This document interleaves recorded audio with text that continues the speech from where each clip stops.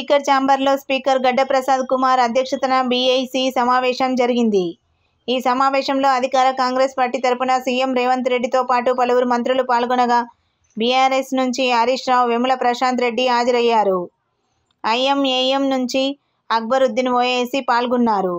ఎన్ని రోజులు అసెంబ్లీ సమావేశాలు నిర్వహించాలనే దానిపై ప్రభుత్వ స్పష్టత ఇవ్వలేదని బీఆర్ఎస్, ఎంఐఎం వాకౌట్ చేశాయి. దాదాపు గంటన్నర పాటు బీఏసీ సమావేశం కొనసాగింది. అయితే సభ పని దినాలు, అజెండాపై ప్రభుత్వం స్పష్టత ఇవ్వడం లేదని బీఆర్ఎస్, ఎంఐఎం స్పష్టం చేసింది. 15 రోజులు సభ పెట్టాలని, ప్రతిరోజు ఓ అవర్ నిర్వహించాలని తాము కోరామని బీఆర్ఎస్ నేత హరీష్ రావు తెలిపారు. మీరు కేవలం సలహా మాత్రమే ఇవ్వాలని సీఎం రేవంత్ రెడ్డి చెప్పడంతో తాము వాకౌట్ చేసినట్టు వెల్లడించారు హరీష్ రావు.